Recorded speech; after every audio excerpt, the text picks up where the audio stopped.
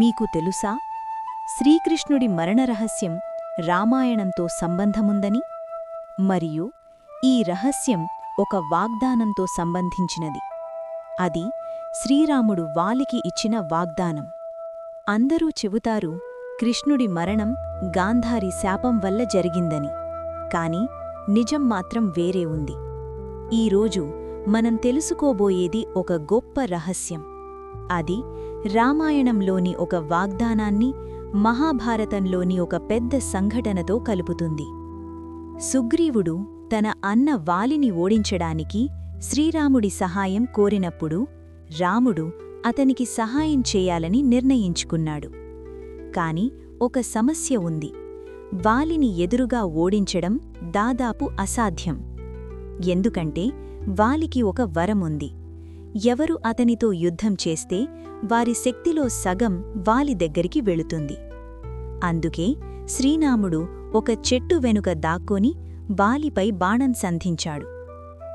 వాలి తన చివరి శ్వాసలు తీసుకుంటున్నప్పుడు అతను రాముడిని అడిగాడు, ప్రభూ, ఇలా దాక్కొని చంపడం అధర్మం కాదా?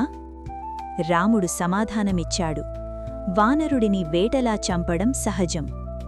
అయినప్పటికీ ఆ పరిస్థితిలో వాలిని చూసి రాముడికి బాధ కలిగింది. అప్పుడు రాముడు వాలికి ఒక వాగ్దానమిచ్చాడు. నా తదుపరి జన్మలో నా మరణం నీ చేతుల ద్వారా ఇలానే జరుగుతుంది. కాలం గడిచింది, యుగం మారింది. తదుపరి జన్మలో వాలి జర అనే వేటగాడిగా జన్మించాడు.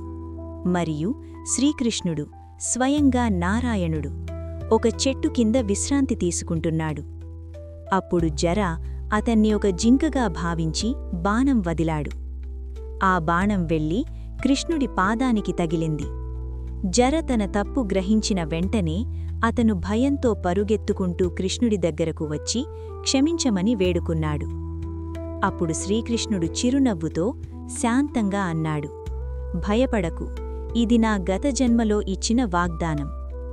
ఈ విధంగా శ్రీకృష్ణుడు తన దేహాన్ని విడిచాడు. కాని ఇక్కడొక పెద్ద ప్రశ్న వస్తుంది. కృష్ణుడు స్వయంగా నారాయణుడు. అయితే ఒక బాణం, అది కూడా కేవలం పాదానికి తగిలితే అతని మరణం ఎలా జరుగుతుంది? నిజమేమిటంటే ఇది సంబంధం ఉన్నది దుర్వాస మహర్షి ఇచ్చిన శాపంతో. ఏమిటా శాపం?